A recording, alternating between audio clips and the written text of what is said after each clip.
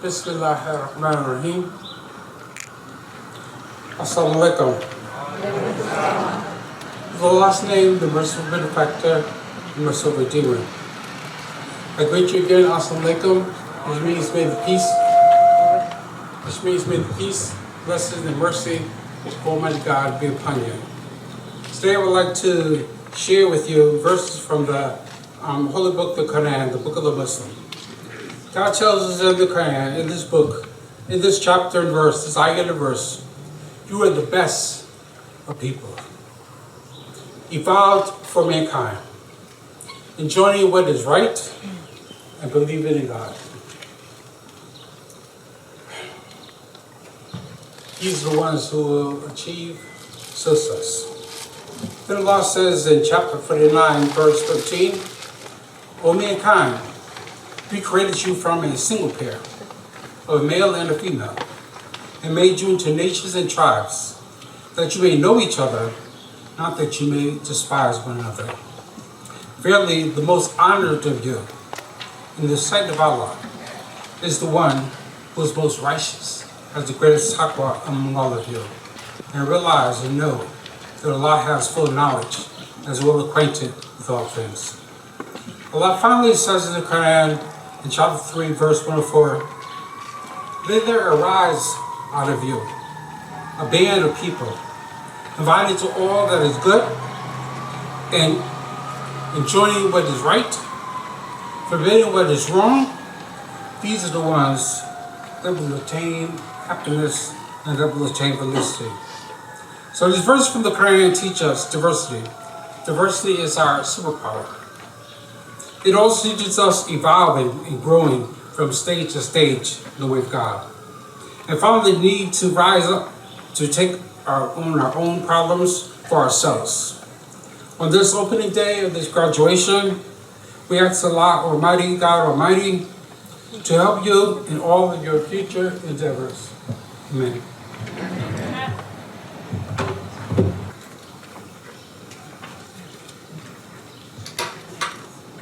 Good afternoon. Good afternoon. My name is Claire Feldman, and I'm the chair of the Board of Trustees for Hartford International University for Religion and Peace. And it's my privilege to see you all here in person, because this is our first in-person graduation in 2 years. Yes.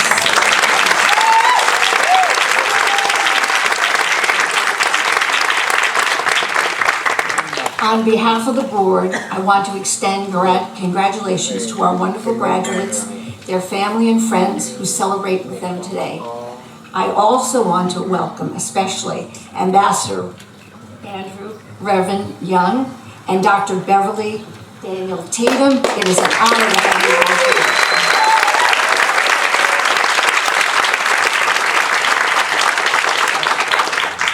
I have to tell you something that happened to me this morning. I got up at the hotel and decided I was going to go downstairs and get some coffee. Put on my yoga clothes, went out the door, and who do I run into? Ambassador Young and another gentleman. And I say to myself, should I introduce myself as chair of the board or not? I'm standing here in my sneakers and my yoga clothes, but I did it. I introduced myself, and Ambassador Young, as gracious as always, asked me if I would have breakfast with him and his colleague. And I said yes. So I went downstairs and we had absolutely a wonderful conversation. He charmed everybody in the restaurant, of course. And I will never forget the opportunity to talk to somebody I consider a hero. But I will also never forget that I did it in my yoga clothes. So graduations are a time of reflection and anticipation. They're also a time of celebration, as I said before, not only for the graduates, their family and friends, but the HIU community as a whole. Our HIU board, our outstanding faculty, and our dedicated staff who have helped get our graduates here today. And instrumental in our graduate success has been our president, Joel Lohr. I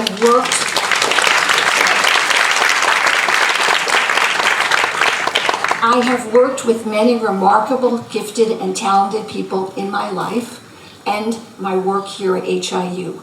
But one of the most, if not the most gifted and remarkable people I have met along the way and at this wonderful institution is Dr. Joel Lohr. It is my privilege to introduce President Joel Lohr to the graduates and this community today.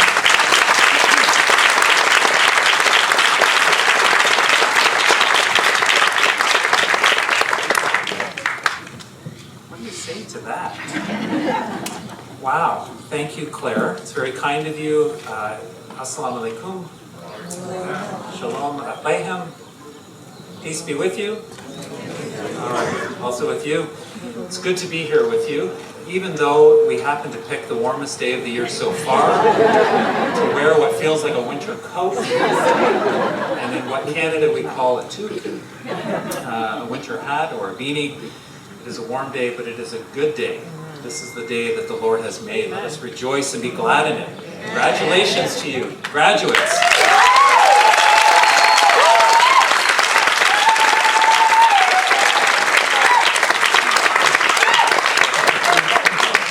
To the family and friends of our graduates here today, let me also greet you. Hello, how are you? I'm happy you're here. Thank you for joining us. Alumni, you also are here. Thank you for being here. Thank you for the mission that you live out each and every day of your lives, making the world a better and more peaceful place. To the friends, ambassadors, and supporters of HIU, greetings to you. Hello. Thank you for being here. Thank you for all that you do. We couldn't do what we do without you. To our faculty who are here, our staff who are everywhere and have worked really hard to make this a beautiful event, thank you for all that you have done. You are an amazing group of individuals. I am honored to call you my colleagues. I'm humbled to call you colleagues and friends. To the trustees, especially to Chair of the Board, Claire Feldman, it is wonderful to have made you my friends. Thank you for the work that you do, that you volunteer for us at Hartford International University. To our speaker, Ambassador Reverend Andrew Young. I always have to add the word Reverend. I don't want people to forget, much like Martin Luther King Jr., a reverend, a minister. And we're going to hear a little later in his speech how his life as a minister, but also as an ambassador, mayor, peace builder, he's a great guy. All sorts of things you can add to that list. Thank you for being here. Michael Ryan, former president, already got away with giving him an honorary doctorate all the way back in 1987, robbed me of that privilege, but we will give him an honorary or an award today that is very meaningful and fit for our guest speaker. Graduates, most importantly, graduates, you are tenacious and inspiring. Can I get another round of applause for this great...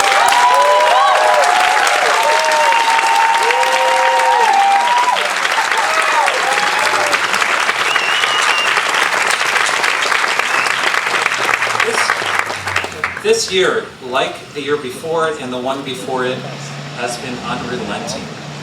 Believe me, I get it. I really, really do. Some of you here are in fact graduates from a previous year, class of 2021, class of 2020. You too have made it through the pandemic, although it feels like it hasn't quite left us yet. but you graduated without being able to be here in person, and so I want to acknowledge you today. Thank you, congratulations, Dean David. Yes, let's acknowledge him as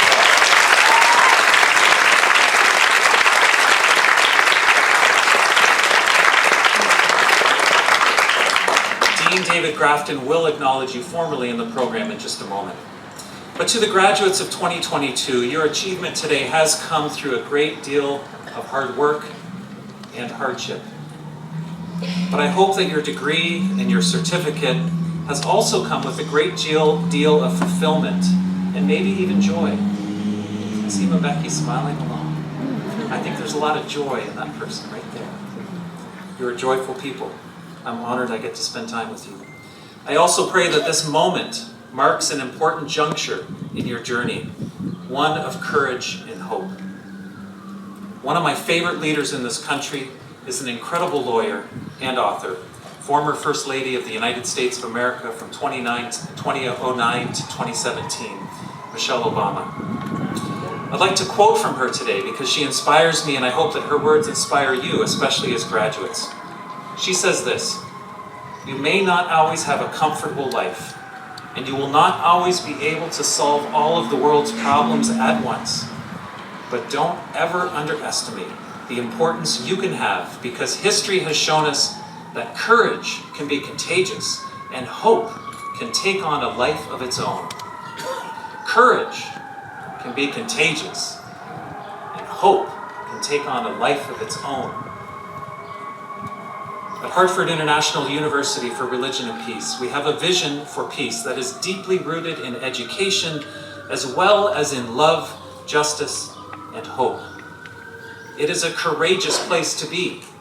I am convinced that our mission to serve God by preparing leaders, students, scholars, and religious institutions to understand and live faithfully in today's multi-faith and pluralistic world, that's our quote, that's the mission, has never been more needed in our world today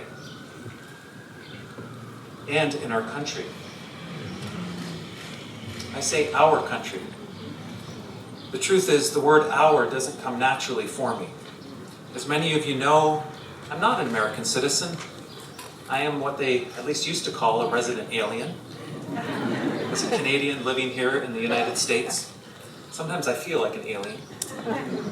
I live here with my dear wife Teresa and daughter Abby, and we often wrestle with life in this country. And I think it's because we care about it so deeply.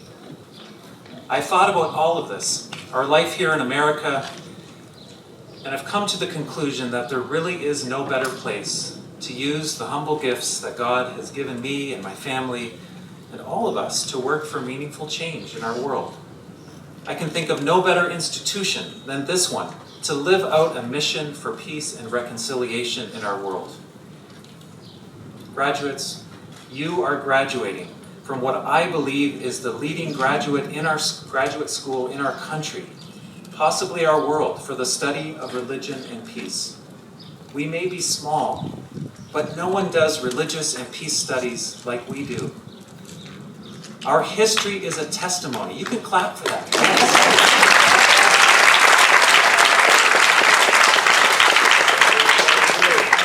As I walked in today, someone said, "Things continue to change." And I said, yes, the only thing that hasn't changed is that things change. We are a place of history and a place of firsts. They are a testimony. The first then seminary in America to welcome women in 1889, some 133 years ago.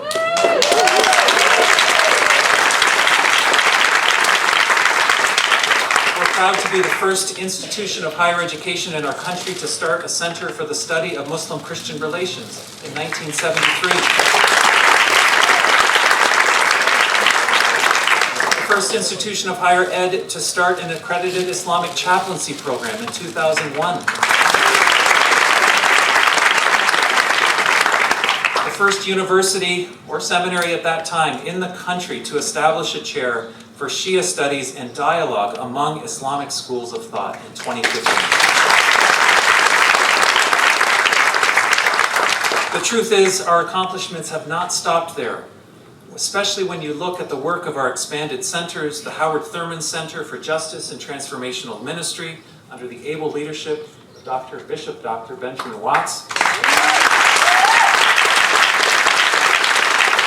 I would be remiss if I did not mention the excellent work that continues under Miriam Therese Winter's leadership for the Center for Transformative Spirituality.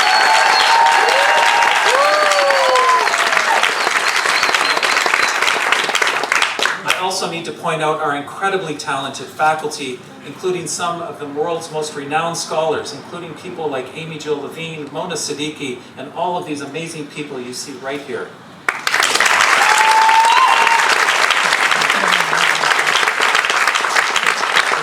You are graduates. You are being etched into a long and important history.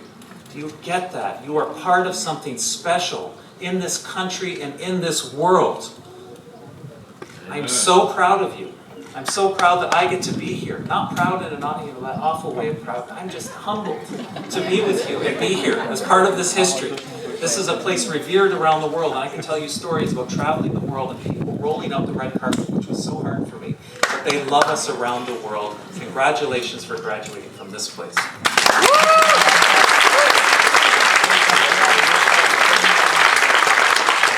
Now, if you think I'm just saying all this stuff because I'm president, you're going to meet two amazing alumni, two alums here today that will prove it to you. If you don't want to believe the president, believe them. We're honored today to hear from two amazing HIU alums who I think have embodied all that we've been talking about and all that we aspire to be. Both are very dear to me, and I'm honored to call them friends. To introduce our main speaker and help me present an award to him, I'd like to introduce to you alumna Dr. Beverly Daniel Tatum. Dr. Tatum is a national and international leader in both higher education and in racial justice work. She's President Emerita of Spelman College in Atlanta. She's the incoming interim president of Mount Holyoke College, because she likes to keep busy, I guess. She is the author, most importantly, in my view, if you haven't read this book, well, she's done a lot, most importantly, it's an important moment. Read her book, Why Are All the Black Kids Sitting Together in the Cafeteria, and Other Conversations About Race.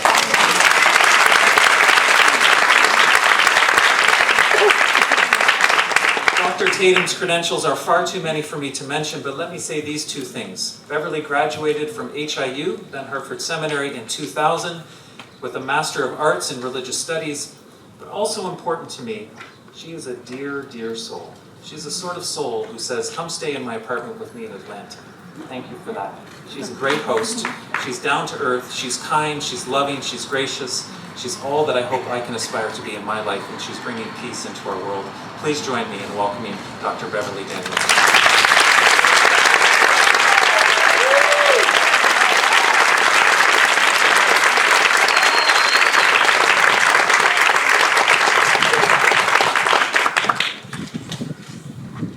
Thank you so much, President Lohr, for such a warm introduction, and good afternoon to everyone.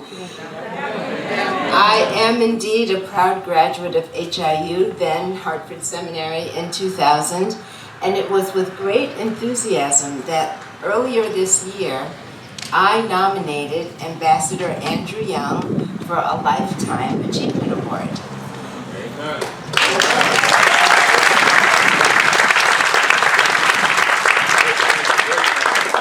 This year marks Ambassador Young's 90th birthday.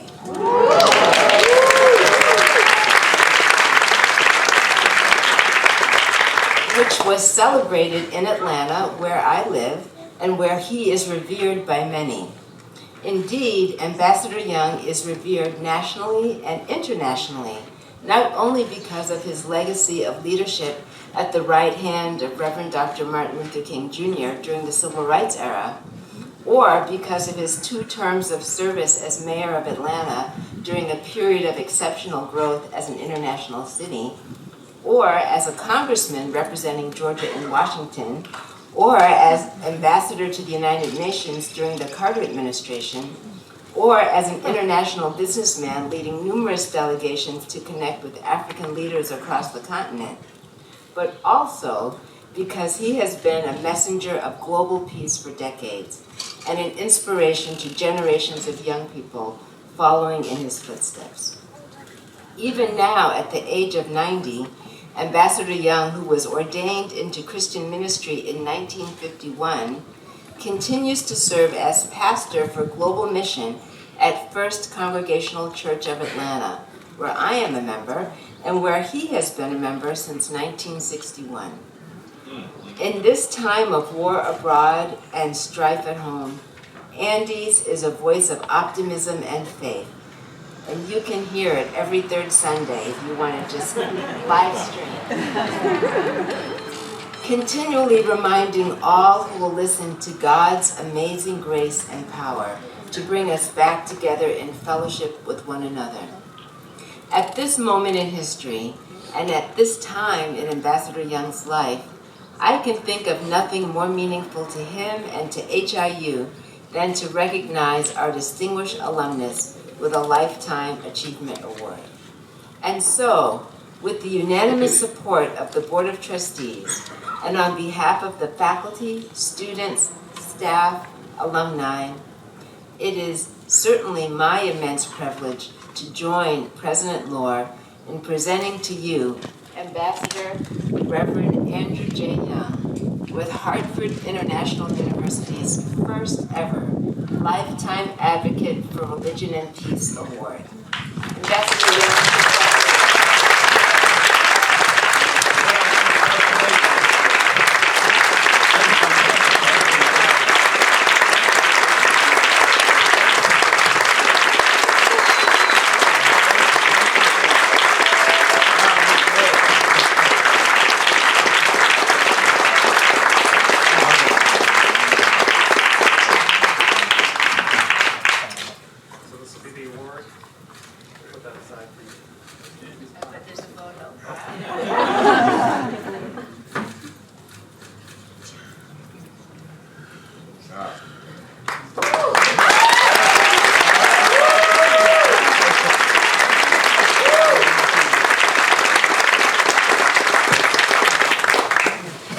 I walked on this campus in 1951. I'd never been on a seminary campus before. I didn't know what to expect. I was met by a great, big, red, white boy who looked at me and said, "What's a nice fellow like you doing on a campus like this? Are you running from some woman or are you trying to stay out of the army?" And the truth of it is both were true. I was already trying to figure out whether or not to be a conscientious objector, and I had been given a fair warning by my girlfriend at Howard University that if I considered the ministry, she was through.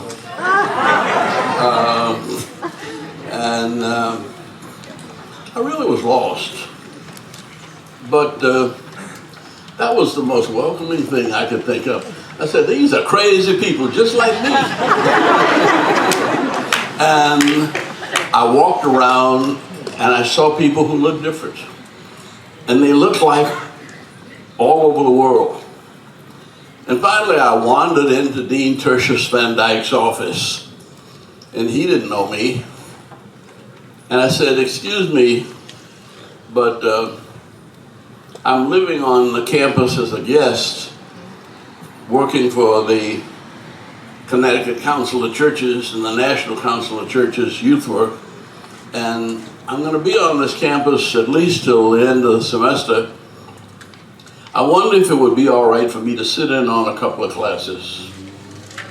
He said, "Well, if you can sit in on 3, we have something called the Rockefeller Brothers Fund for the Negro Ministry. And nobody ever asked for it." He said, "But I think you qualify." And he said, "If you sit in on 3 classes," so I sat in on Old Testament with Moses Bailey,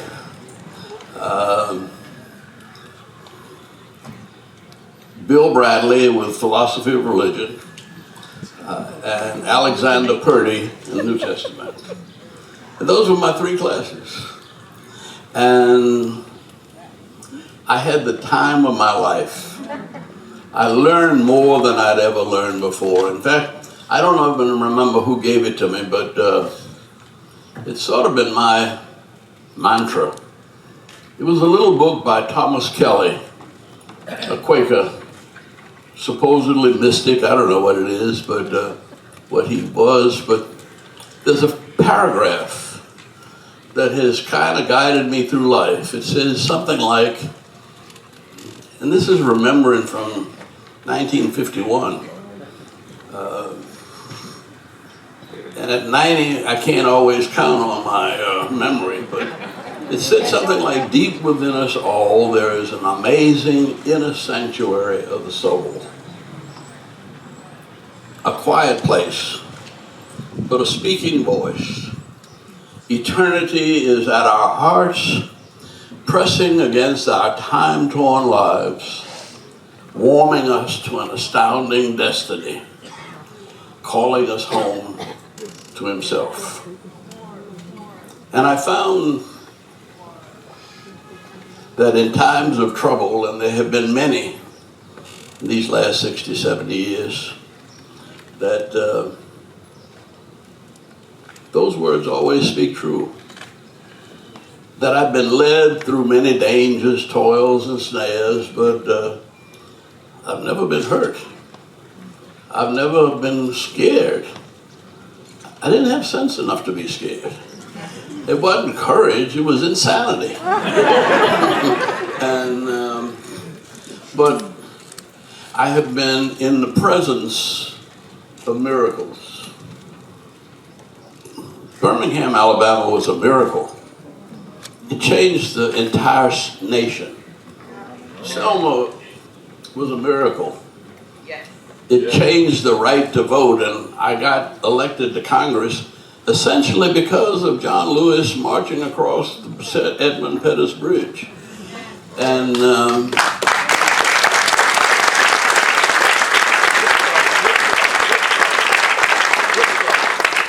it was by some strange act of God that I walked into Harry Belafonte's office asking after Martin's death, what do we do? And he said, the last conversation we had with Dr. King, and he said, Martin, was how to turn the energy of the movement into politics. And he said, you were supposed to be finding somebody to run for Congress. And I said, well, nobody wants to run. And, well, it wasn't really healthy getting into politics in those days. I mean, almost a lot of people got into politics, got killed. If you want to look at the book I wrote about it, there's a section in there called The Politics of Assassination. And it's not just Martin Luther King and John Kennedy and Robert Kennedy. There's a list of a dozen people who died around 1968, mysteriously. And people in their right minds didn't move toward politics. But Harry didn't give me a choice. He turned around, picked up the phone and called his wife and said, see if you can find a weekend when Lena Horne and Tony Bennett and Sidney Poitier are in town. And she said, what for? And he said, we need to have a fundraiser. Fundraiser for who? He said, Andy's running for Congress. I said, not me. And he said, well, there ain't nobody else. And that was the criteria for my call. But it was the same call that led me to this campus. Because I didn't want to be in church work, but my pastor had me drive him to a conference, and everybody there was white but me and him. And they wanted to have an interracial youth program. And he said, well, I'm the pastor of Central Congregational Church. You don't have anything to do for the next 6 months. looks like you're the volunteer they need. And so that's how that volunteerism sent me to Hartford Seminary. And I walked on this campus not knowing why or where or what was going to happen, but I had an educational experience that I think very few people in any institution anywhere in the world can match. I took a class. Well, I didn't even take a class. I demanded a class because we used to argue all the time.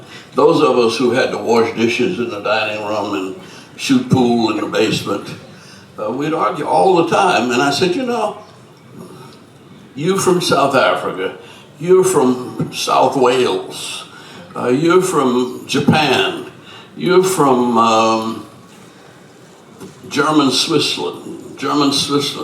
And my roommate was from North Carolina, and he was a white Baptist Quaker. And I'm a black Congregationalist from Louisiana. I said, we got the whole world here in our hands. And this ought to be organized into a course. And we went to the dean, and the dean said, you know, this sounds wonderful. And he asked Joe Bradley if he would convene the class. And then the anthropologist, I forgot the South African who was working on a doctorate in South Africa in anthropology. But we had a German anthropologist who said, I want to sit in on that class. And we had a Southern Methodist from North Carolina who said, I want to sit in that class too.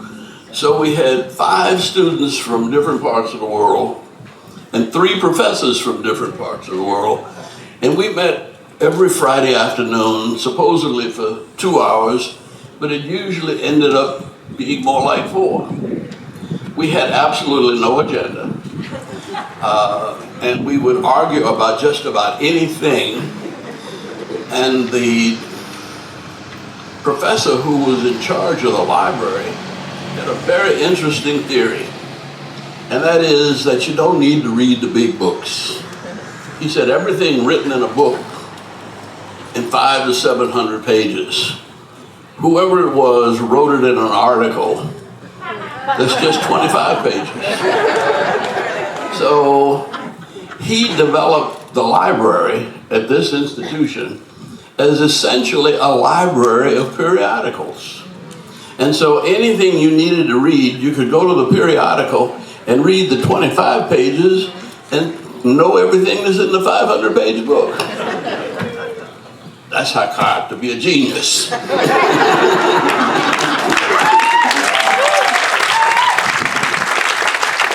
think I know everything, but I didn't know everything, but I knew how to find out everything. And I didn't even have a computer or a cell phone. And I had to go to the library and stand in line and go through the file and look for the articles. But it taught me how to learn, and it taught me that all things are possible. That we don't need to know the answers. That we're guided by the questions. We're led by the challenges. That God calls us unto himself by the needs and the hunger and the thirst for righteousness.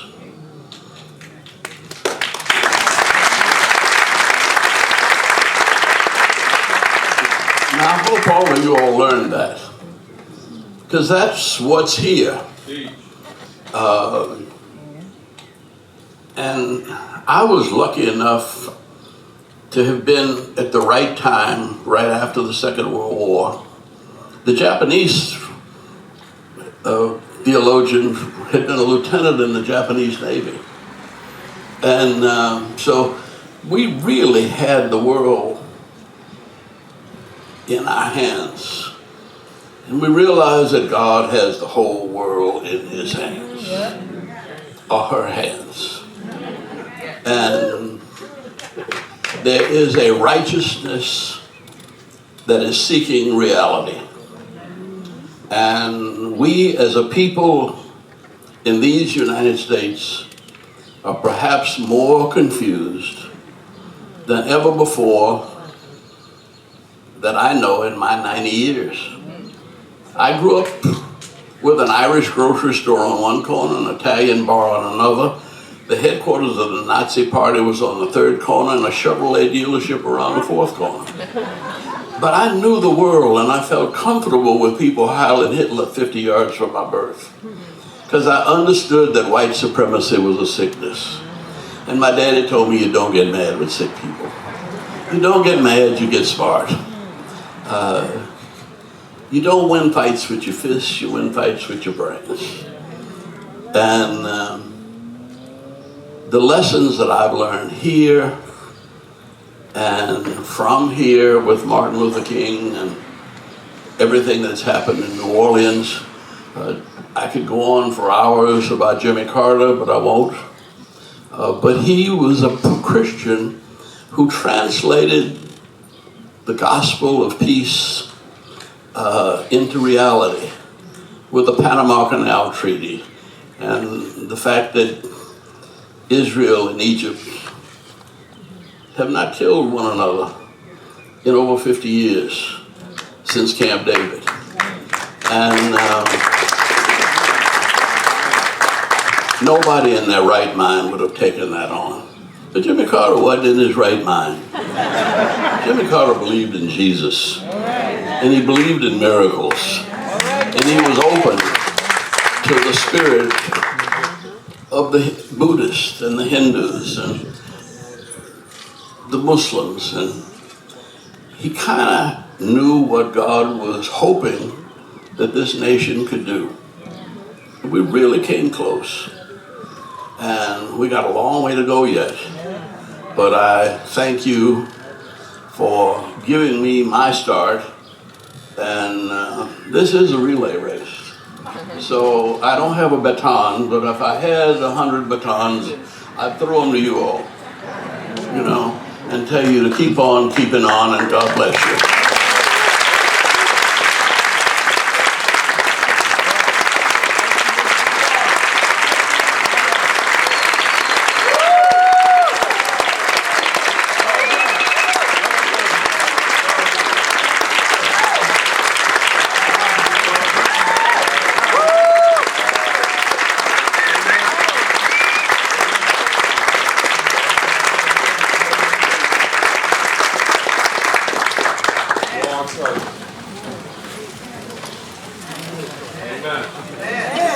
Thank you, Reverend Ambassador Young, for those inspiring words, for that image of an international chorus that you experienced here so many years ago. And now we have the opportunity and the privilege to hear that international chorus once again, as we'll hear from the Sherman Street Band. Some of our own students from around the world will be singing Breathe and Tranquility.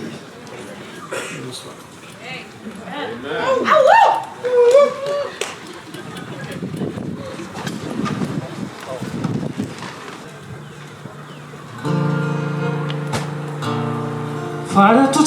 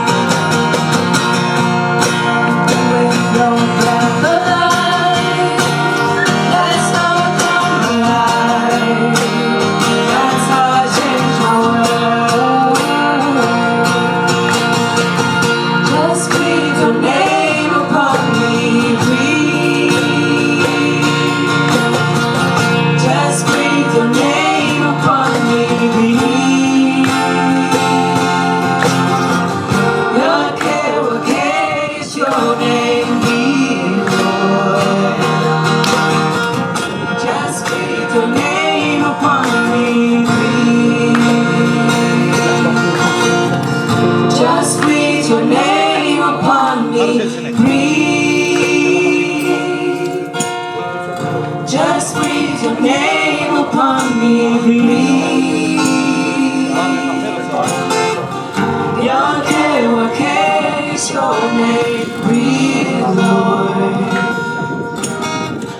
Just breathe your name upon me, breathe.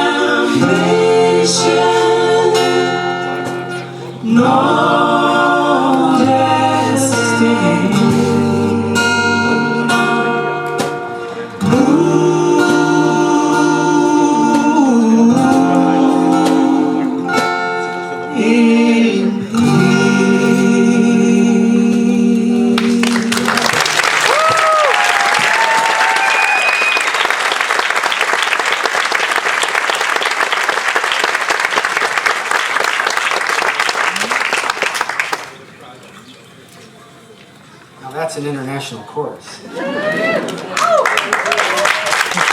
afternoon. I am the Reverend Dr. David Grafton, Academic Dean and Professor of Islamic Studies and Christian-Muslim Relations. And I represent the faculty as we present to the President those who have completed the requirements for our leadership certificates, our graduate certificates, and our degree programs. Hartford International University of Religion and Peace is an educational institution where a consciousness of God is cultivated and shared. We believe strong religious institutions and healthy communities of faith are necessary to the well-being of individuals and society. We affirm the goodness of religious differences that exist in the world, and we support faithful living in a pluralistic and multi-faith environment. We are committed to the pursuit of knowledge and academic excellence at the same time, to the understanding of religion and spirituality as they are lived out in daily life, to the exploration of issues of gender, race, and class, and to education that integrates the many dimensions of human experience. Now we realize that over the last 2 years, many of our graduates did not have the opportunity to gather as we have today with their classmates and their family and the staff and faculty to celebrate their achievements throughout this pandemic. And we have mourned that loss. However, we have invited those graduates from 2020 and 2021 to come back today and be recognized as successful graduates of then Hartford Seminary, now HIU, and as alumni. I would like now to recognize those graduates who are with us today. When I call your certificate or degree program, please rise and be recognized and remain standing.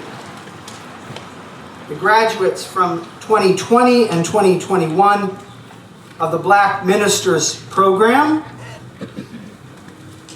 graduates of the Women's Leadership Institute,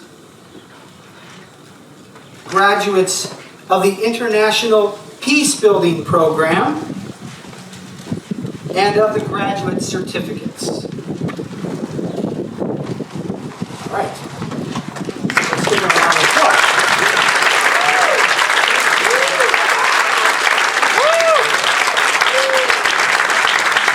I would like now to invite those graduates from 2020 and 2021 from the Master of Arts in Transformative Leadership, the Master of Arts in Religious Studies, the Master of Arts and Graduate Certificate in Islamic Chaplaincy, and the graduates of the Doctor of Ministry program. Please rise.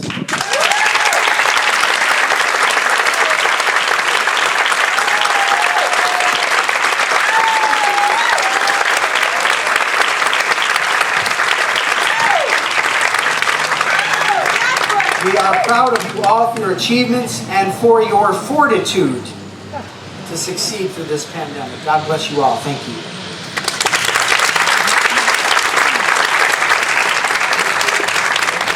I would now like to invite Bishop Ben Watts, Director of the Black Ministries Program, the Howard Thurman Center for Justice and Transformational Ministry, and Faculty Associate in Religion and Community Life. Is there anything more here?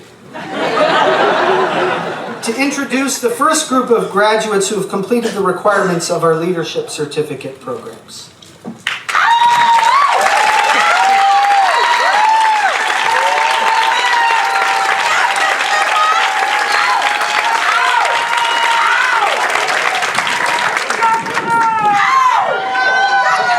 Congratulations to each of you on this special day.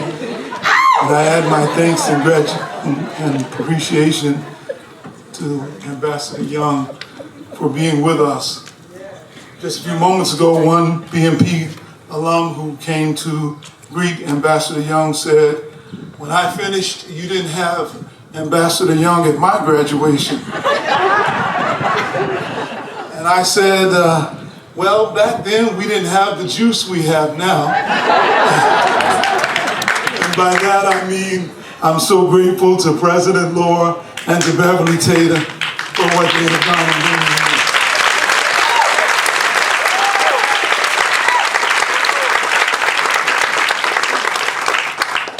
Through the Black Ministries Program, Hartford International University serves the community by providing a course of study that enables students to strengthen their faith, develop their biblical and theological knowledge, grow spiritually, and engage more effectively in the ministries of their congregations and communities.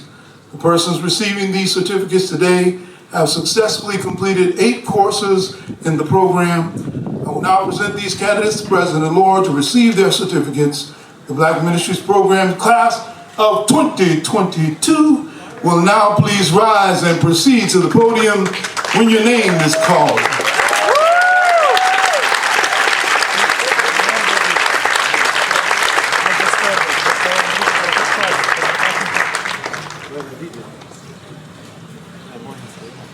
Beatrice Bell.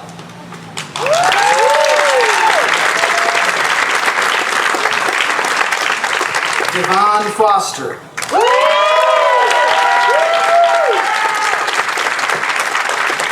Janelle Harper.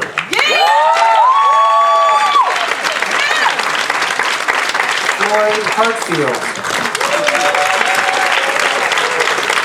Heather Lloyd. Laura. Eleanor Williams.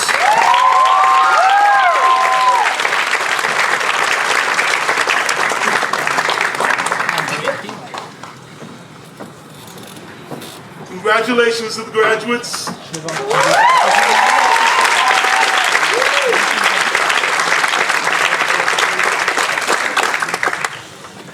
I would like to now invite Dr. M.T. Winter, Director of the Women's Leadership Institute and Faculty Emerita in Transformative Leadership and Spirituality, to introduce the WLI program and its graduates.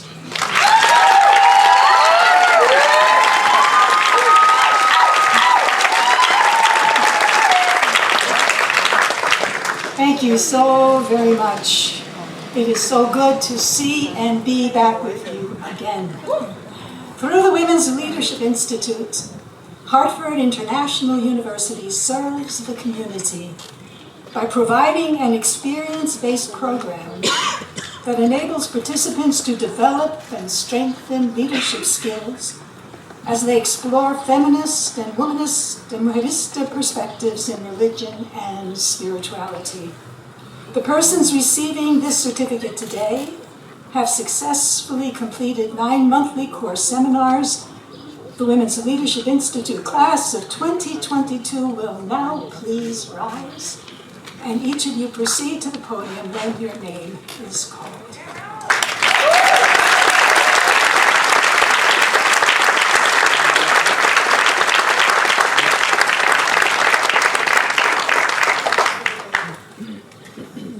Novi Andriana.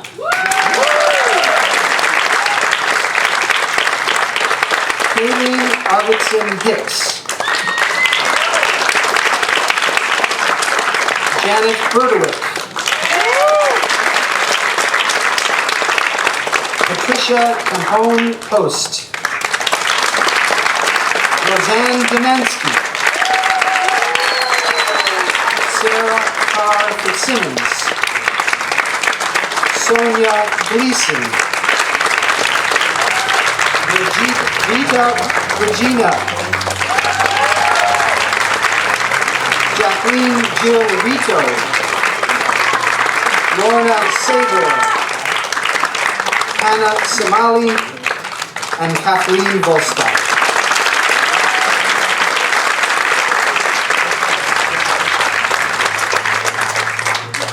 Say congratulations to the graduates of the Black Ministries program. Ben stole my thunder, but also congratulations to the graduates of the Women's Leadership Institute.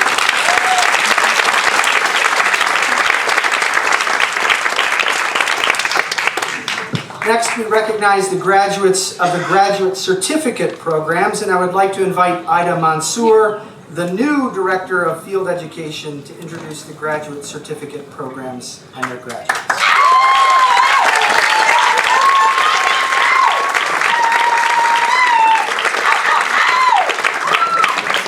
Thank you. The following group of graduates has completed the requirements for our graduate certificate programs. Each certificate allows students to conduct in-depth master's work with university faculty and cultivate expertise in one of the 4 focused areas. This year's graduates are from the areas of Imam and Muslim community leadership, Islamic chaplaincy, religious studies, and interreligious studies. The recipients of graduate certificates will now please rise, and each of you will proceed to the podium when your name is called. Preeta Banerjee.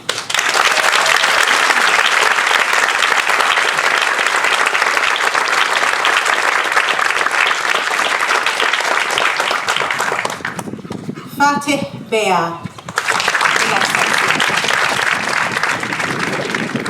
Robert Dakers.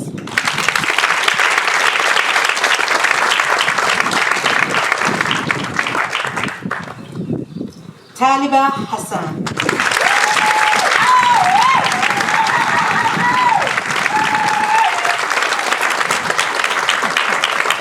Sandra Labadia in absentia. Osama Malik in absentia. Osama Saleh in absentia. Heinrich Snyder.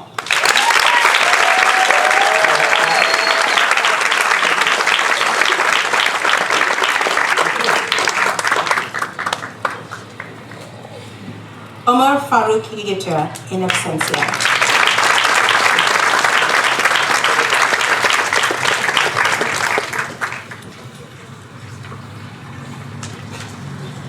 Congratulations to the graduates of our graduate certificate programs.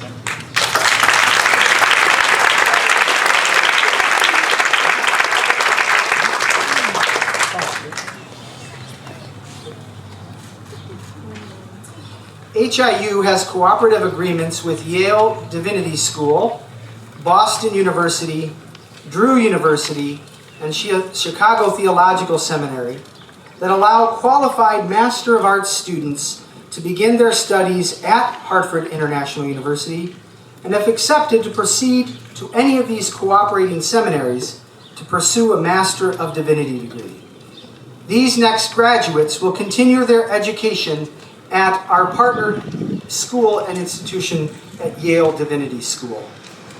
The students of our Cooperative Master of Divinity pathway will now please rise and proceed to the podium when your name is called.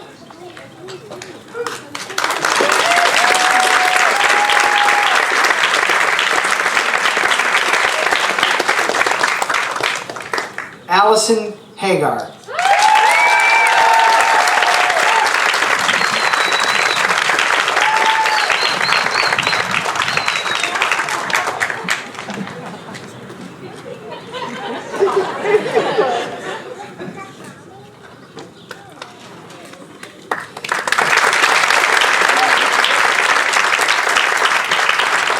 Trevion Smith.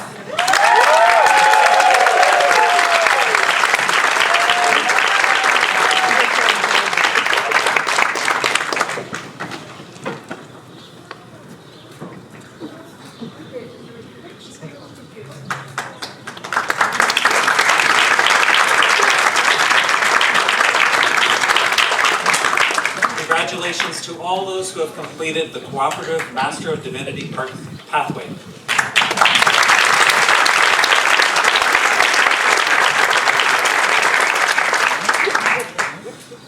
We now turn to the awarding of our master's degrees, and I would like to invite Phoebe Milliken, Faculty Associate in International Peacebuilding, Director of the MA in International Peacebuilding Program, to introduce the next graduates.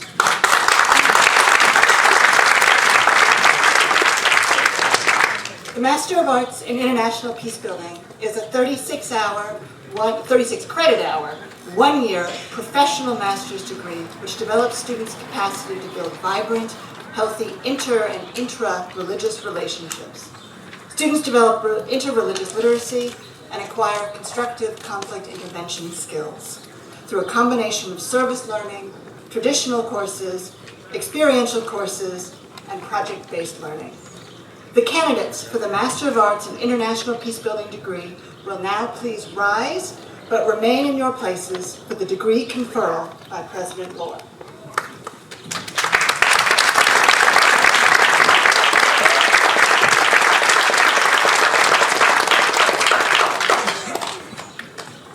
Such a good group of students. These students live on campus. They're amazing. By the power vested in me, and they still have work to do, by the way, which is why we're doing it this way. They will finish their projects this summer, but we have the obligation to confer their degrees now. So congratulations to you in advance as I confer this degree. By the power vested in me, by vote of the faculty and the Board of Trustees, and by virtue of the standing of HIU as an accredited educational institution located in the state of Connecticut, I confer upon you the degree Master of Arts in International Peacebuilding with all of its rights and privileges. Congratulations.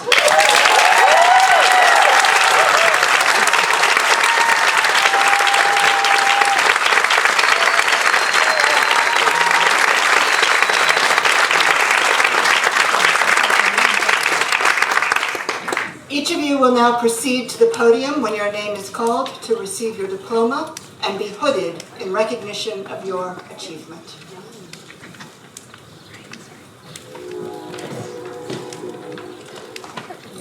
Fatima Basharat.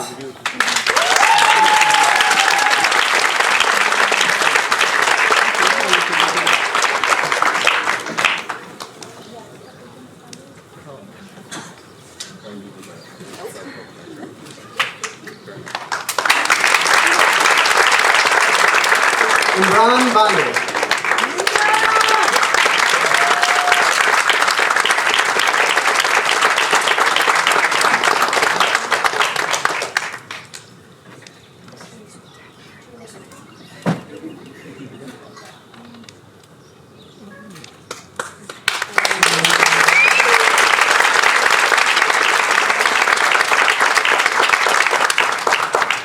Danai Hiapostolu.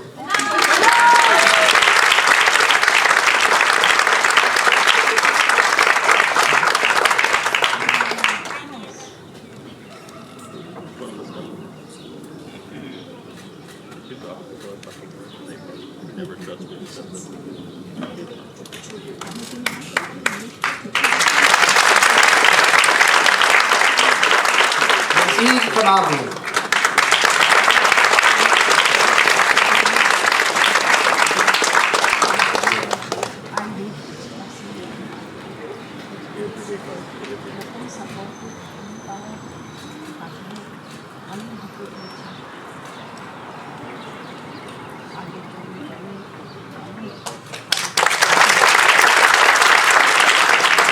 Marnie Laughlin.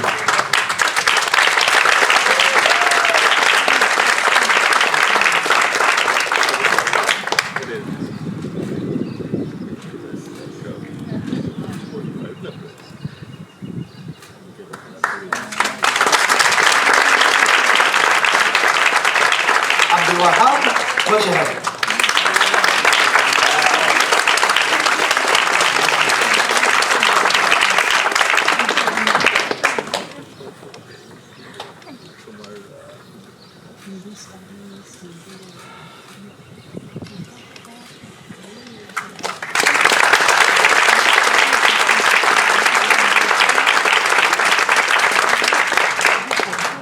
Anastasia Nikitara.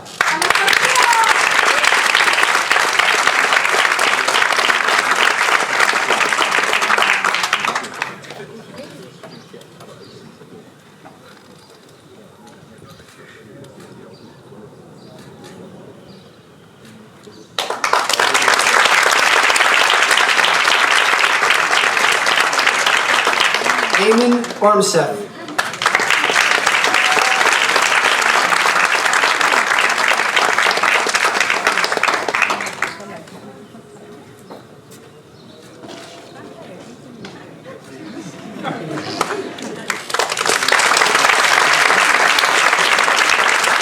Johannes Palapala.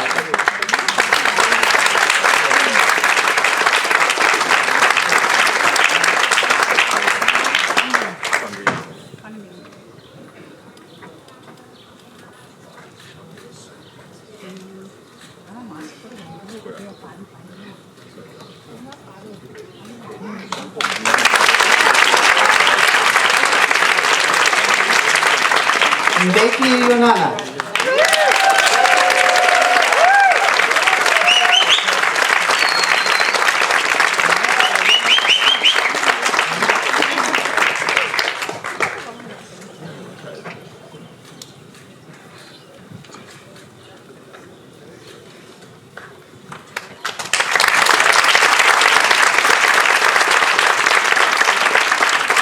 Congratulations to all those who have completed our Master of Arts in International Peacebuilding degree.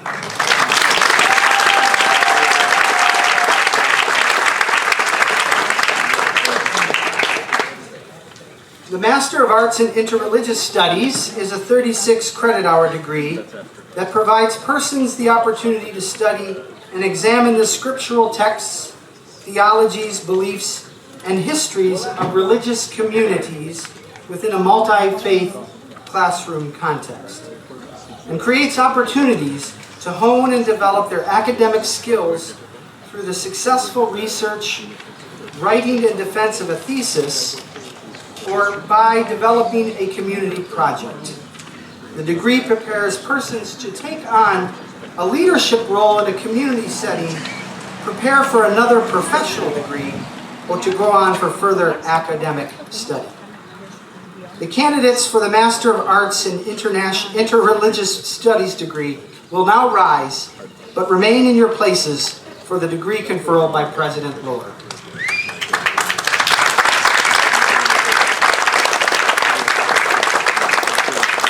By the power vested in me by vote of the faculty and the Board of Trustees, and by virtue of the standing of HIU as an accredited educational institution located in the state of Connecticut, I confer upon you the degree Master of Arts in Interreligious Studies with all of its rights and privileges. Congratulations.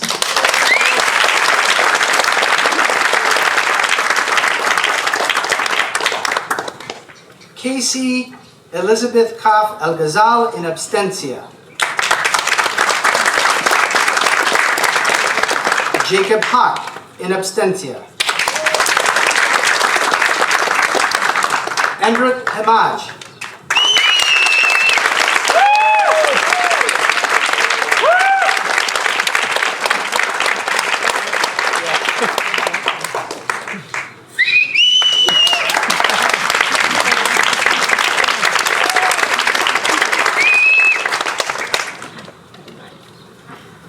Mohammed Saleh.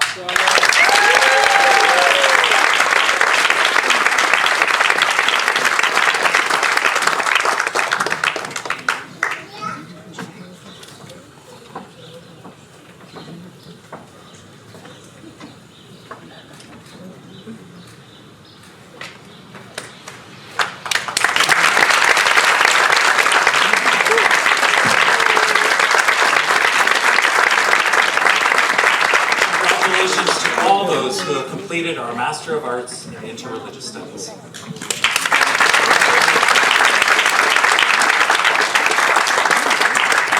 I'd like to welcome and invite M.T. Winter back to the podium.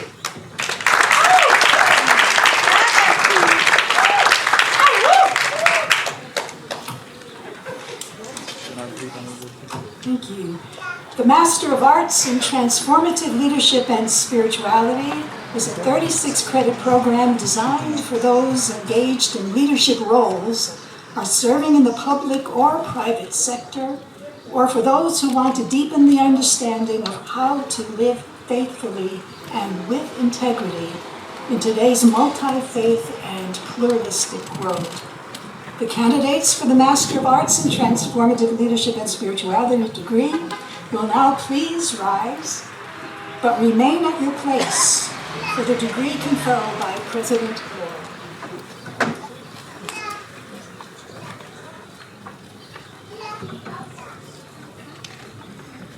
By the power vested in me by the vote of faculty and the Board of Trustees, and by virtue of the standing of HIU as an accredited educational institution located in the state of Connecticut, I confer upon you the degree Master of Arts in Transformative Leadership and Spirituality with all of its rights and privileges. Congratulations.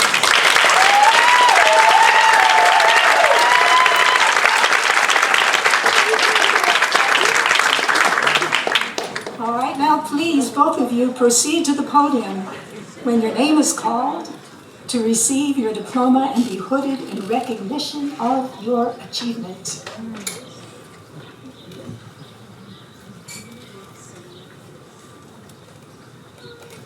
Gina Casetta.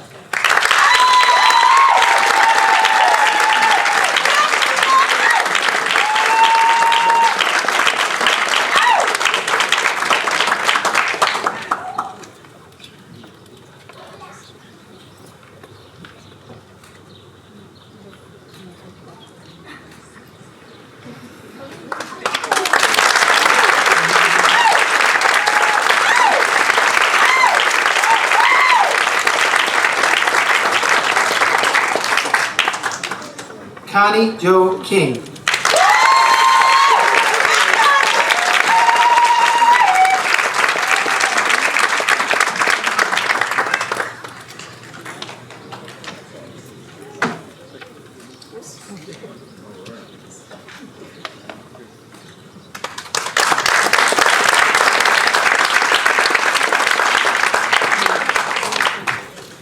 Congratulations to all those who have completed our Master of Arts in Transformative Leadership and Spirituality.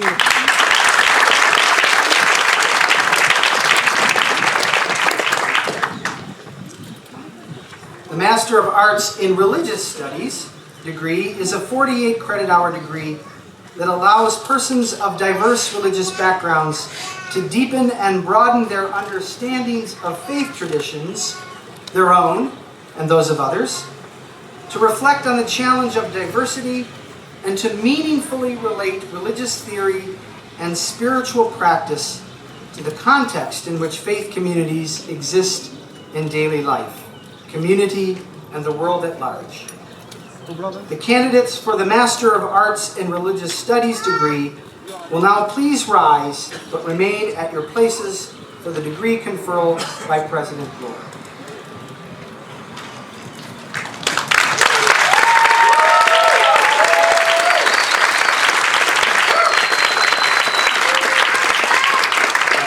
Vested in me by the vote of the faculty and the Board of Trustees, and by virtue of the standing of HIU as an accredited educational institution located in the state of Connecticut, I confer upon you the degree Master of Arts in Religious Studies with all of its rights and privileges. Congratulations.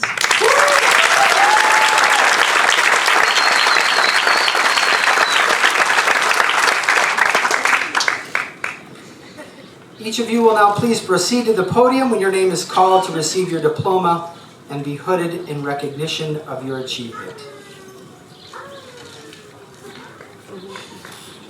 Yasin Ahmed, in absentia. Mark Clinton.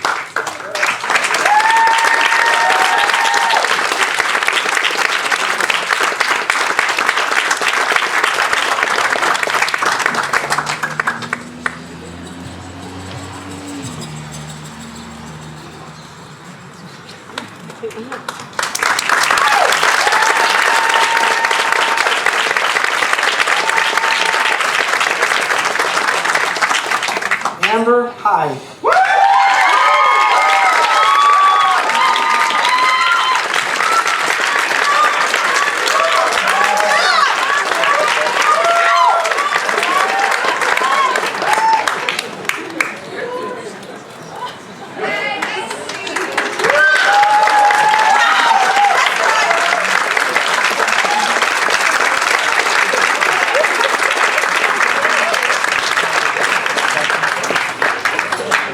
Zlovan Kareem, in absentia. Laura Miraz.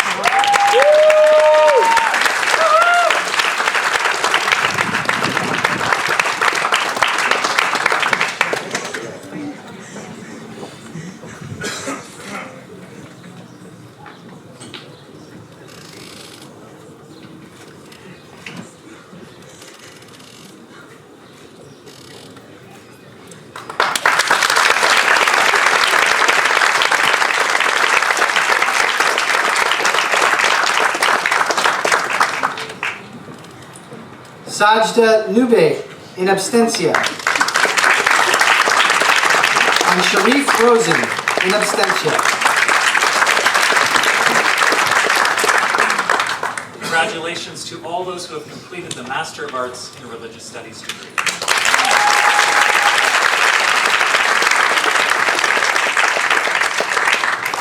I would like now to invite Dr. Bilal Ansari, Faculty Associate in Muslim Pastoral Theology, Co-Director of the Master of Arts in Chaplaincy, Director of the Islamic Chaplaincy Program, to present those graduating from the Islamic Chaplaincy Program.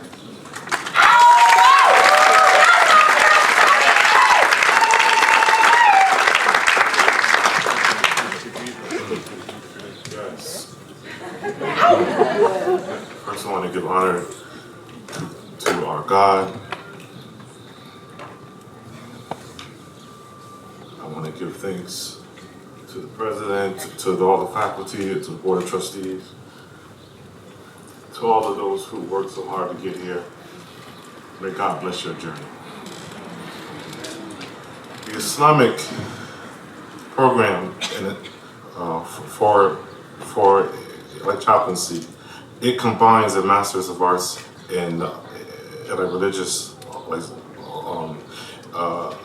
studies with Islamic studies and Christian Muslim focus, a graduate certificate in a summer chaplaincy for a total of 72 hours of work. This pioneer program prepares Muslim chaplains to serve in universities, prisons, and the armed services. I will now present the candidates for this degree to receive their diploma. After each will be hooded by the friends and family. The candidate for Master's of Arts Religious Studies degree and the graduate certificate in Islamic chaplaincy is being awarded within the absentia, and that is Fatih Askan. And so in his absence, I just want to give a praise of shout. If y'all can just clap your hands.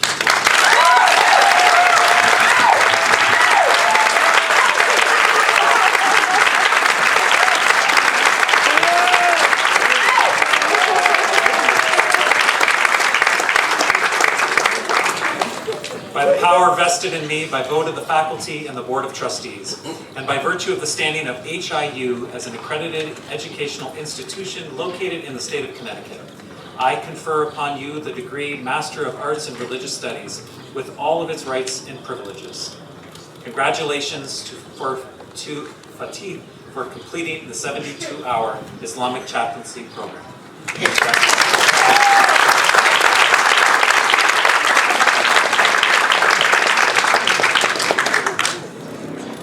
We now turn to our advanced level degrees, and I would like to introduce Dr. Scott Thumma, Professor of Sociology and Director of the HIRR.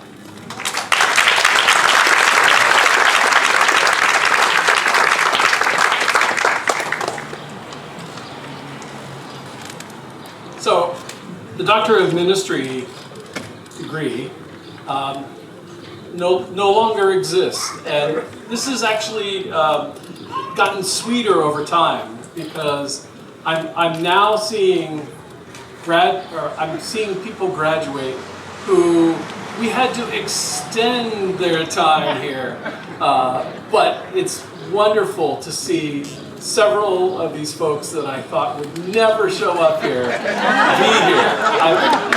It's doubly joyful because it took them doubly the amount of time. But it's really sweet to see, I tell you. The Doctor of Ministry is an advanced level professional degree and stresses the reflective practice of ministry, promoting entrepreneurial forms of religious leadership that are exemplified by innovative but practical projects informed by the communities that they're a part of, their needs and their social context. The candidates for the Doctor of Ministry degree will now please rise, but remain in your place for the degree conferral by President Moore.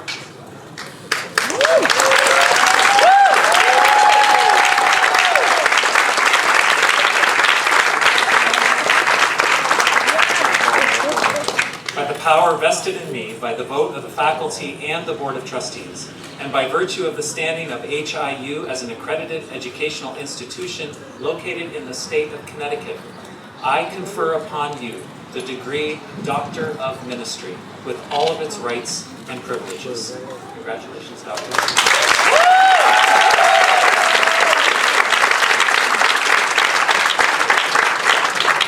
Each of you will now please proceed to the podium when your name is called to receive your diploma and be hooded in recognition of your great achievement.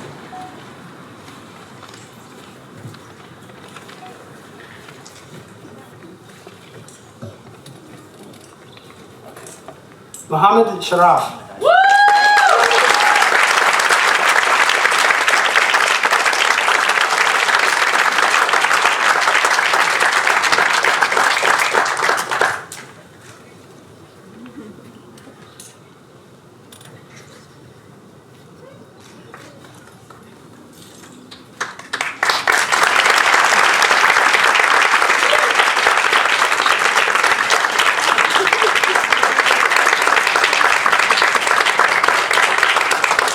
Hugh Haffenreffer.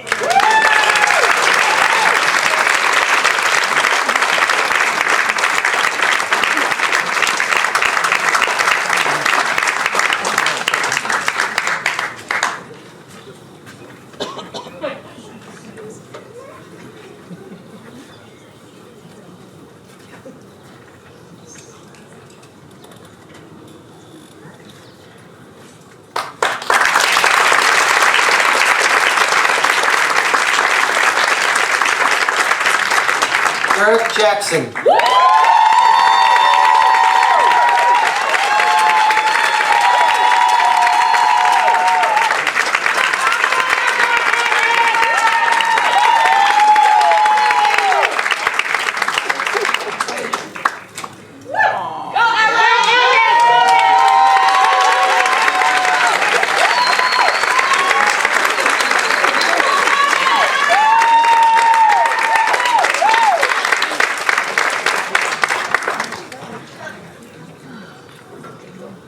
Sing Loon Lian.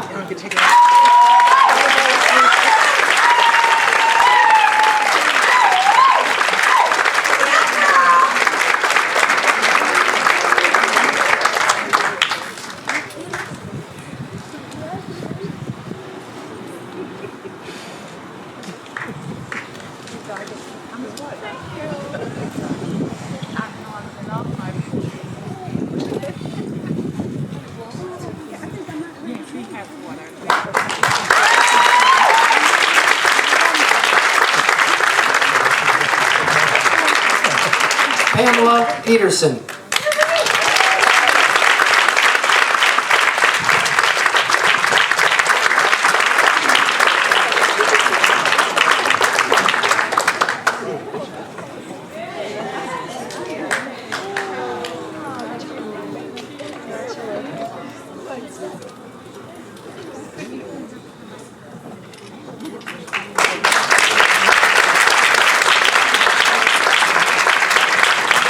Kristen Switzer.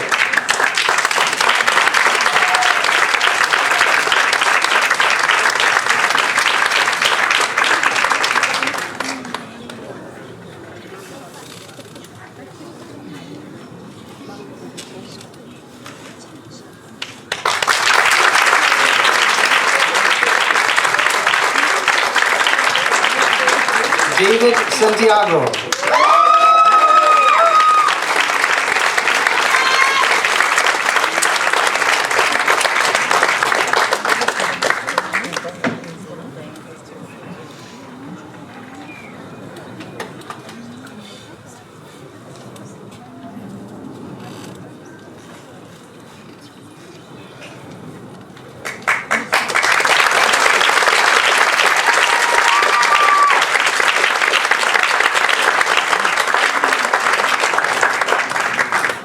Linda Spears.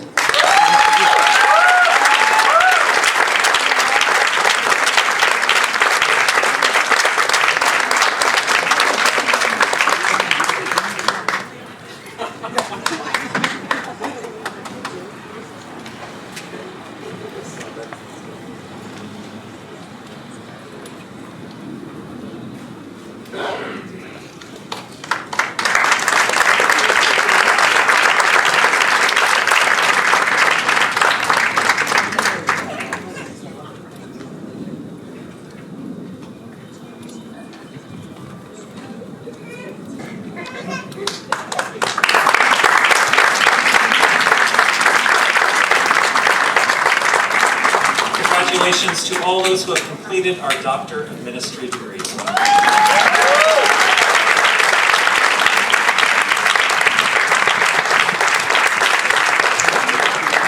Finally, I would like to introduce Dr. Hossein Kamali, Professor of Islamic Studies, holder of the Imam Ali Chair in Shia Studies and Dialogue among Islamic Schools of Thought, who will present the candidate for the Doctor of Philosophy degree.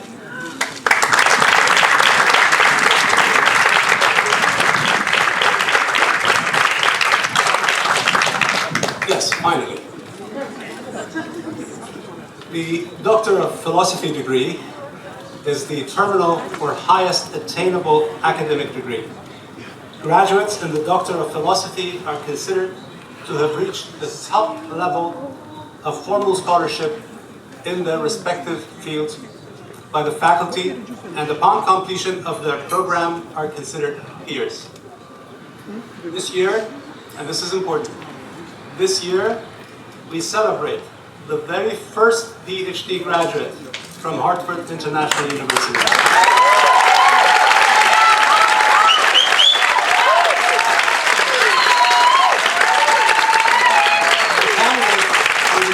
Philosophy degree will now please rise, but remain at your place for the degree conference.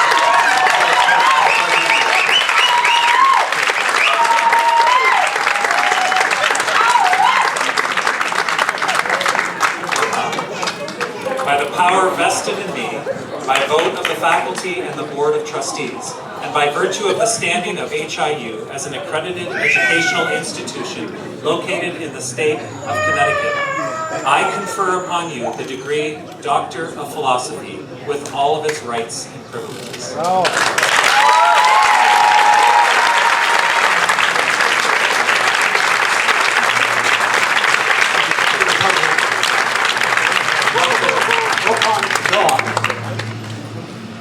With his dissertation, A 17th Century Ottoman Shaykh al-Islam, Zekeriya Zadeh Effendi, Yahya Effendi, and his contributions to Tijaratain and Ottoman land tenure. Congratulations.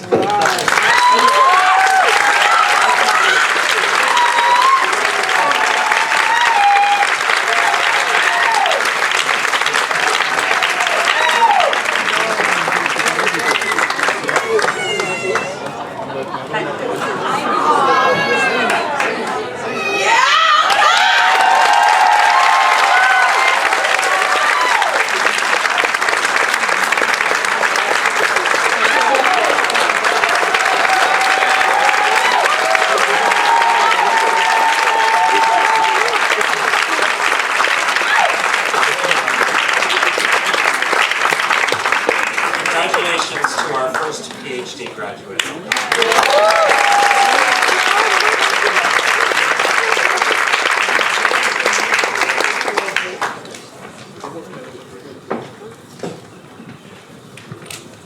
All right. Dr. Dugan, Ambassador Young, President Lohr. I am Timur Yuskayev, Associate Professor of Contemporary Islam and editor of the Muslim World Journal. I would edit that out. Every year, the HIU faculty awards scholarship prizes as nominated and voted on by the faculty. Today, we acknowledge our prize recipients and celebrate their accomplishments. This year, the faculty has voted to extend 3 new prizes, which reflect the history, identity, and values of Hartford International University. We begin with the Hartford Prize, awarded to the degree program student who has demonstrated excellence in written expression. The prize is named for Chester David Hartranft, president of the seminary from 1889 to 1903, and professor of biblical and ecclesiastical history for 36 years. Our recipient this year is, this is a big deal, Kira Jenny.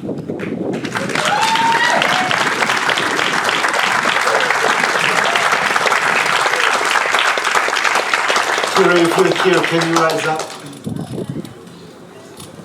If not, we rise with you. For the paper titled, Reimagining God Out of the Closet Toward an Expensive Queer Concept of the Divine, nominated by Dr. Dina Grant. Our honorable mention this year belongs to Shazana Durrani.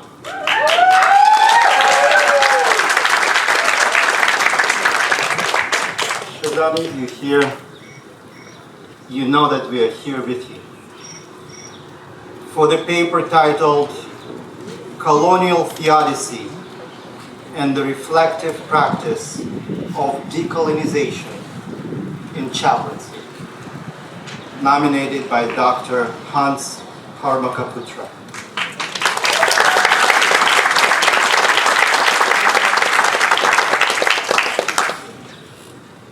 It is my honor to also speak about our new prize, named after Adelaide, his name's Adelaide Locke. This prize is awarded to a degree program student who has demonstrated notable proficiency or interest in the field of scriptural studies. Candidates for this prize are nominated by the faculty. The prize is in the name of Adelaide Locke, who was part of the second class of women admitted full-time in 1892. During her studies at Hartford Seminary, Dr. Locke won prizes in Hebrew, Greek, and theology. Later, she served as the professor of biblical history at Wesley College until 1924. This prize goes to, are you ready? Heather Brubaker.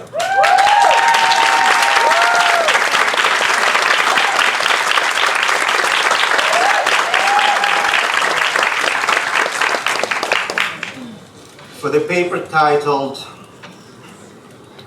Whose Pain Matters? Theodicy and Gender in the Book of Job and the Tales of the Prophets.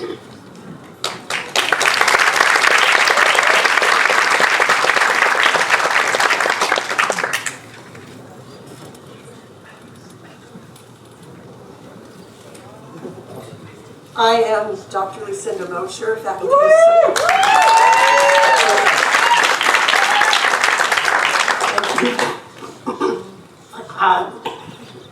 excuse me, you've taken my voice away.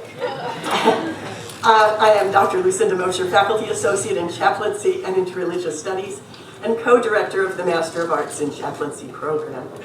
The new Ibrahim Abu Rabia Prize is awarded to a student whose proficiency in Christian Muslim studies or commitment to interreligious relations is noteworthy.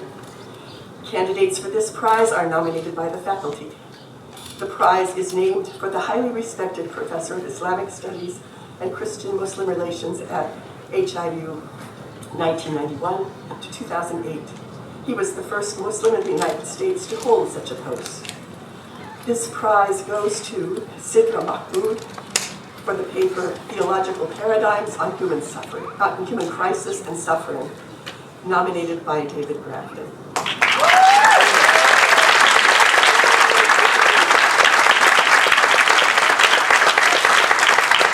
Sidra is receiving her prize in absentia. I also have the pleasure of awarding the Mahmoud Ayub Prize, awarded to a degree program student who has demonstrated notable proficiency in Islamic studies. Candidates are nominated by the faculty. The prize is named for a beloved Shia scholar who served HIU as a faculty associate of Christian Muslim relations for many years.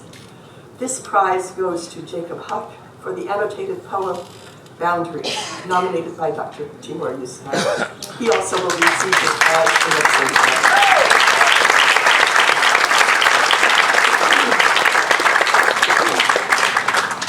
And also, we acknowledge today an Interfaith Service Award, known as the Seeley J. Terry Prize, awarded to a student who demonstrates a commitment to academic achievement and excellence in interfaith community work in his or her local context.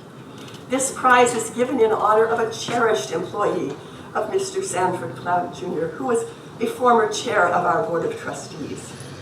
The award is a monetary prize in addition to copies of the sacred texts from the 3 Abrahamic faiths.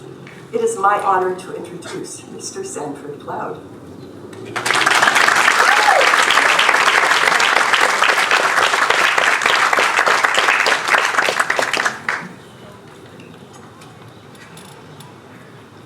Thank you, Dr. Moshe.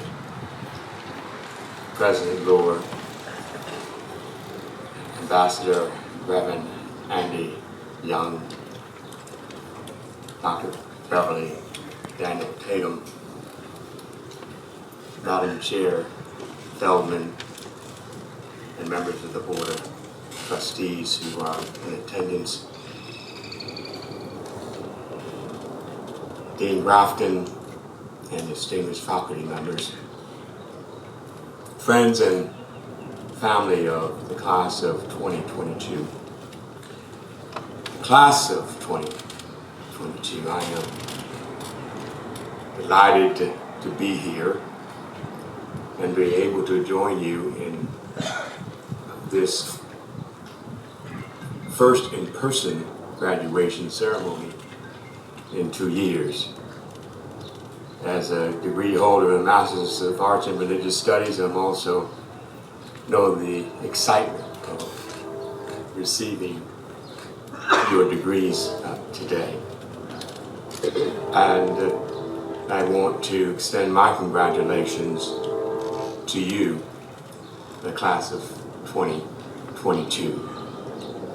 I know that this is a very special moment of high achievement for you, your families, and your communities. HIU for Religion and Peace is a very special place of higher learning here and around the world, ever evolving under the leadership of President Lord. I hope and expect that you use your learning to really make this world a better place for all of us, not just some of us. Congratulations to you. I'm here today to present the Seeley J. Terry Prize, named in honor of my longtime assistant of some 26 years who passed away in the spring of 2004. A Christian by faith, she learned through our work together over the years to respect and embrace other faiths and faith communities. She believed strongly in interfaith work and interfaith communities. So this year, the recipient of the Seeley J. Terry Prize goes to Imran Bondi.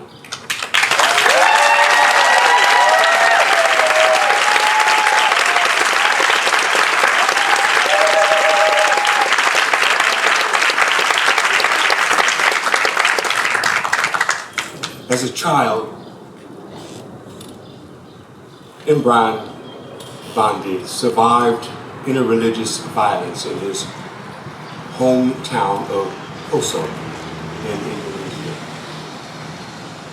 As an adult, he is committed to building strong relationships between Christians and Muslims in Poso to prevent such violence from happening again.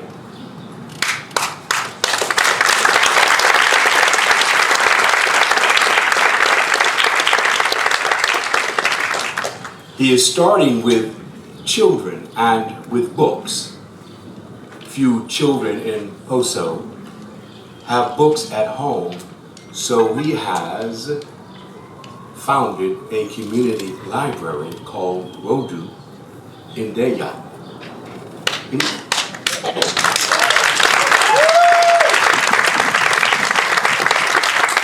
Brown believes deeply that fiction is crucial for developing imagination, and imagination is critical to peace building. For how else can we envision a world that is better than the one we have? Loki in Deya is developing partnerships with other community libraries which will allow Christian and Muslim children to imagine a better world together. Ibrahim, I invite you to come to the podium.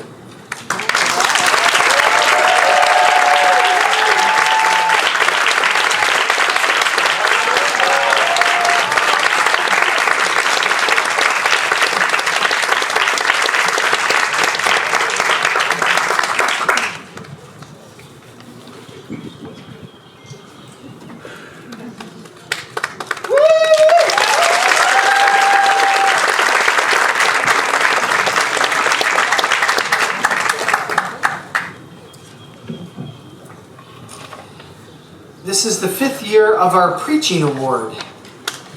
This award is given for the most outstanding oral presentation of thoughts, beliefs, and values from among our MA and certificate students. The winner of this year's Preaching Award is Anthony Hill from the Blackminster Program. Anthony will receive this prize in a scripture.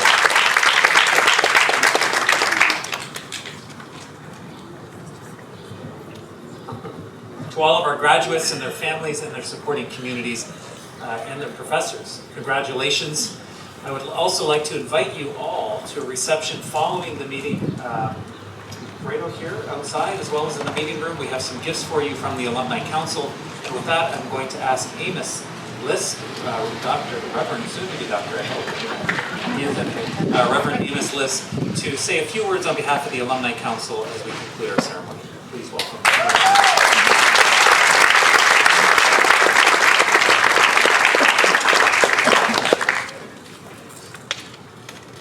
Wow. Yeah, I'm not a doctor yet, but soon, right? Soon.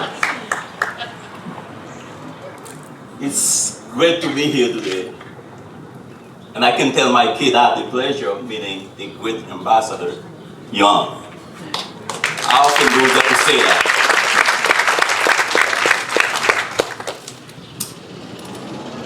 After President Laurel and Ambassador Young, it's hard to come up with any inspiring word to tell you, but I'm going to try. After all, I've been in your city a couple times, 2010 and 2012. Since I've been there, I know the feeling, I know the hard work you put in. But I'm going to ask you all to stand up with me. All the graduates, just the graduates, come on. Please, come on. Thank you, thank you.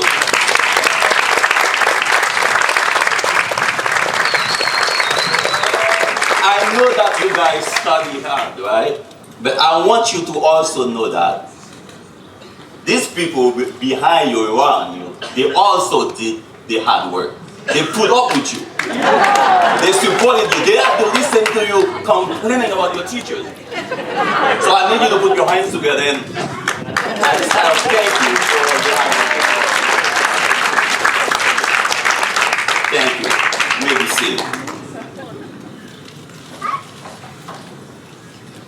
So, you guys chose to come to Hartford Seminary, or now HIU. Hey, we move up in the world, y'all. We're in university now. Alright? So I searched. We know that your primary motivation to come here is not money. Don't get me wrong, we want you to go out in the world and make money, because we want you to give some of it back to us. Alright? We need you guys, as you live here, before you leave, give us your email address, right? the one that you use, the one that goes to your phone. Don't give us the one that you don't use, because we need to know what you're up to, and we don't ask you for money. There's no shame about it. I'm gonna tell you, we need you to contribute, right? Because this place has done so much for you. Therefore, please give back. $10 a month is not too much. What's that? 2 Starbucks coffees? $10 a month, 20, 1,000, whatever you can give, we'll take it. And go online to the website, put your credit card, it's automatically done for you. It can be monthly, weekly, however you want it, we got you. We're in university now, it's a different level, right? When I was here, it wasn't so. But, because we're here, right? So because you come here, money is not the primary motivator for success. Here we define success in a different way. It's the people you touch, the community that you build, and the relationship that you cultivate. That's how we define success here. So you've been here for a couple of years, some of you longer, because of the pandemic. You've juggled schoolwork and work. You put all-nighters. You made enormous sacrifices. You did papers, dissertation. You sat to countless hours of classes. You did it. You endure a difficult process. And you work out some of your beliefs. You found your voice. I found my voice here. And you found your voice. In the years of studies here, you've been formed and transformed. Spiritually, intellectually, interpersonally, and theologically. You become more firmly rooted in your own tradition and have engaged in the tradition of others. You came here with great gift of your own. And now you live in here acquiring a rare set of skills for pastoral care, biblical exegesis, for preaching, for worship, for peacemaking, for social transformation, and for leadership. In this world of today, those are skills that are really needed to make a better and more just world. I urge you to move forward. You are ready. You are Hartford Seminary or HIU graduate. You see, I'm still getting used to the new name. I urge you to find your passion and follow it. Don't ask what the world needs, as our chairman once said. Ask what makes you come alive and go and do it. Because what the world needs is people who have come alive. And I believe you have come alive. Today, go forth into the world as HIU graduates. I urge you to continue to embody the best of this place. The best values of this place. There are values to build stronger communities, to be a voice for the voiceless, to stand with those who are marginalized, to show kindness, understanding, compassion, and love to everybody, and to work for peace. Do not simply engage in intellectual dialogue about peace and justice, but I urge you to be about peace and justice. I urge you to move from a theology of mind and mouth to a theology of heart and hands. I urge you to love people more than you love your theology.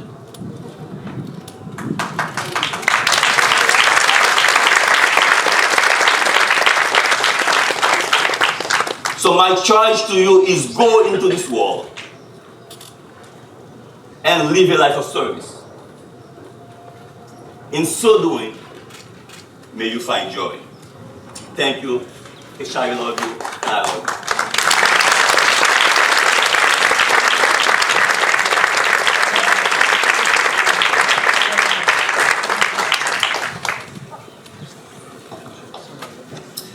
So this concludes concludes our formal program. However, before you go, we will have one musical number from our own Sherman Street Band. And this is a really special moment because if I'm not mistaken, is this the original piece?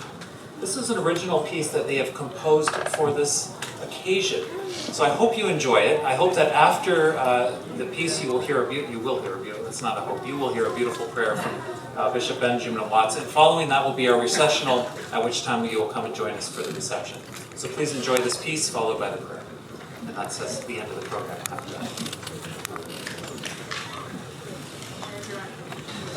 Thank you so much, everyone, and thank you to the faculty and staff in the school for giving us the opportunity to make music here together.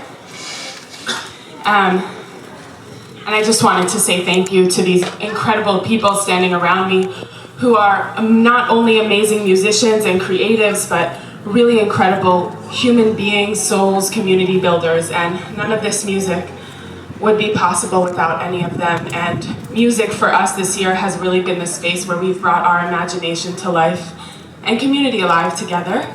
So just thank you so much to Mbeki Unana, Imran Bande, and Johannes Farihala, and we're excited to sing with you today. The second song is an original, and one of the first songs we sang also was an original that was very much inspired by all of the learning and relationships that we have had the privilege and honor to create together. So the next song we'll be performing is Ala Ajami. The word is a Hausa word, and it's a language that is spoken in northern Nigeria.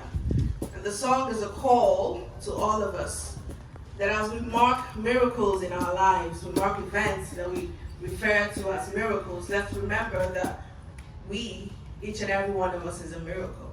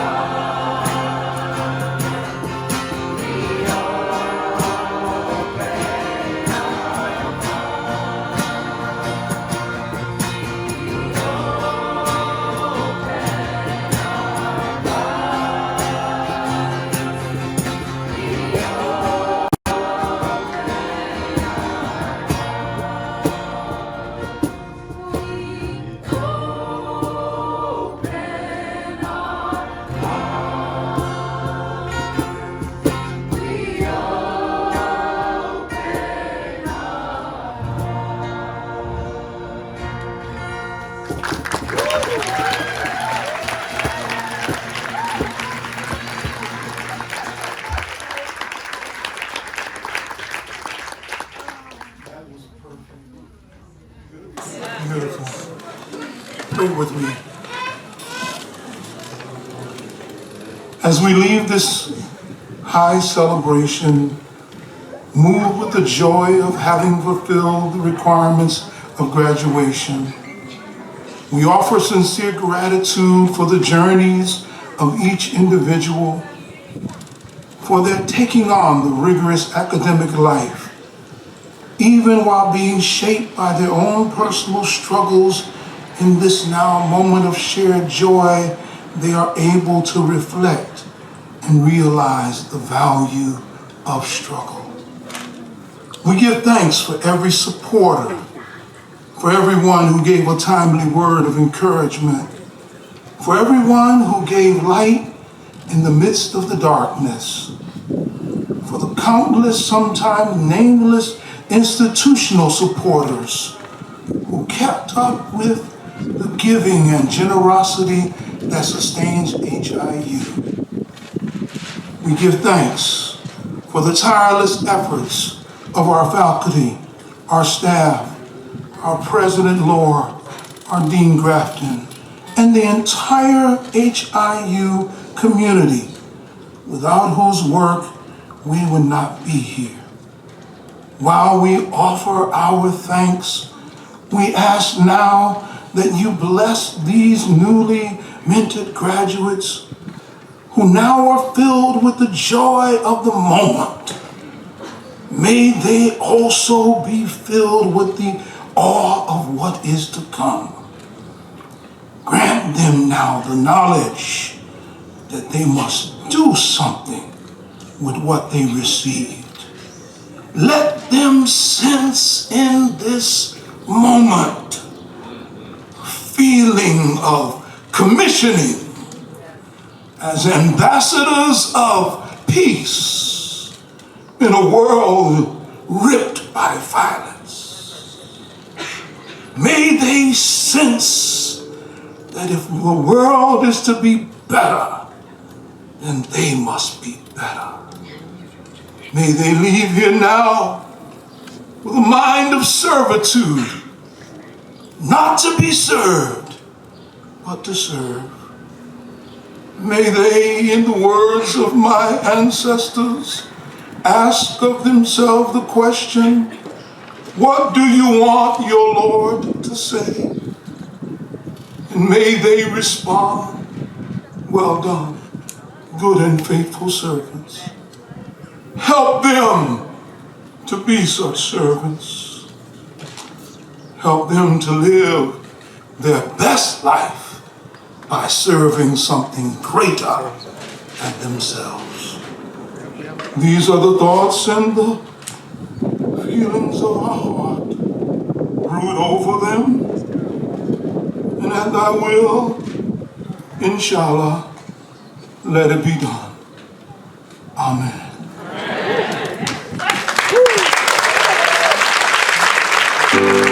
Thank you.